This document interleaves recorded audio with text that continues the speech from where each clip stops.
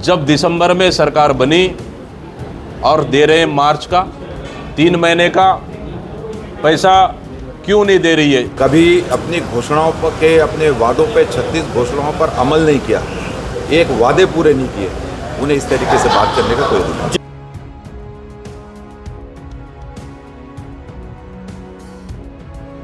महतारी वंदन योजना को लेकर महिलाओं में खासा उत्साह है और जिस तरह से फॉर्म महिलाओं ने भरे उससे ये बात जाहिर भी हुई, लेकिन आधार सीडिंग सहित कई प्रक्रियाओं को लेकर महिलाएं परेशान भी दिखाई दी। यही वजह है कि इस योजना को लेकर कांग्रेस ने भी प्रदेश सरकार को घेरने की कोशिश की है। कांग्रेस के प्रदेश अध्यक्ष का आरोप है कि जितनी भी महिलाएं हैं उनमें से काफ़ी कम लोगों को योजना के तहत पैसा मिला है। उन्होंने चुनौती दी है कि सारी सूची भारतीय जनता पार्टी को सार्वजनिक करना चाहिए, जिनके ज़रिए महिलाओं को लाभार्थी बताया जा रहा है। वंदन योजना मोदी की गारंटी के नाम से सबसे बड़ा घोटाला और राज्य सरकार का सबसे बड़ा झूठ बोलने वाली गारंटी है। इसलिए जिस तरह महतारी वंदन के नाम से इन्होंने जनता को वोट मांगा कि हम 12,000 सभी विवाहित महिलाओं को देंगे, लेकिन सरकार बनने के बाद इन्होंने ये क्राइटेरिया नियम कानून में उलझा दिया ताकि छत्तीसगढ़ की माता बहनों को इसका लाभ न मिल सके। नंबर 1। नंबर 2, जब दिसंबर में सरकार बनी और दे रहे हैं मार्च का 3 महीने का पैसा क्यों नहीं दे रही है? महतारी वंदन योजना के अंतर्गत छत्तीसगढ़ की माता बहनों को मैं सरकार से पूछना चाहता हूँ, आखिर ये पैसा 3 महीना का पैसा सरकार क्यों नहीं देना चाह रही है ये?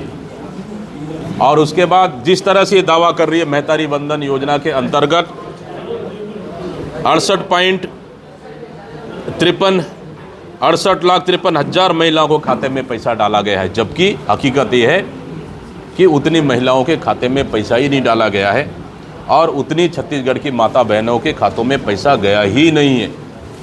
इसलिए अगर उतने महिलाओं के खाते में पैसा गया है तो मैं चुनौती देता हूं राज्य सरकार को, जिले वाइज पूरा सूची सार्वजनिक करे कि कौन कौन से महिलाओं के नाम से कितने राशि जारी हुई है, जारी करे सरकार।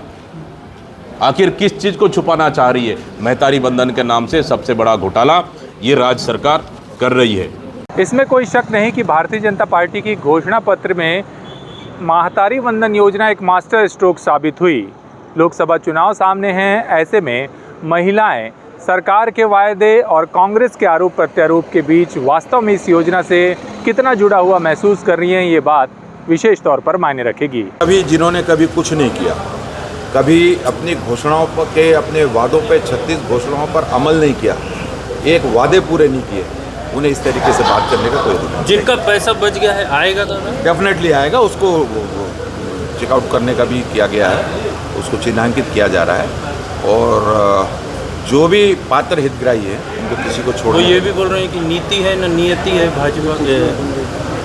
एक और नीति है ना नियति है, पीसीसी अध्यक्ष बोल रहे हैं भाजपाइयों में ना नीति है ना नियति।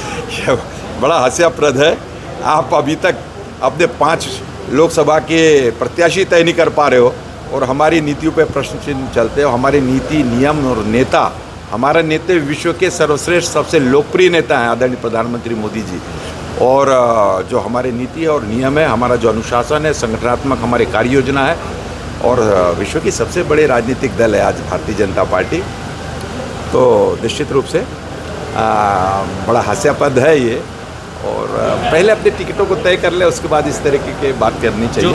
जो 5 टिकटें बची हैं बोल रहे हैं कि युवा और जिताऊ नए चेहरों को मौका देंगे। देना कब? निश्चित करें लोकसभा के बाद। यही वजह है कि कांग्रेस और भारतीय जनता पार्टी दोनों ही इस मुद्दे पर एक दूसरे पर आरोप प्रत्यारोप लगा रहे हैं।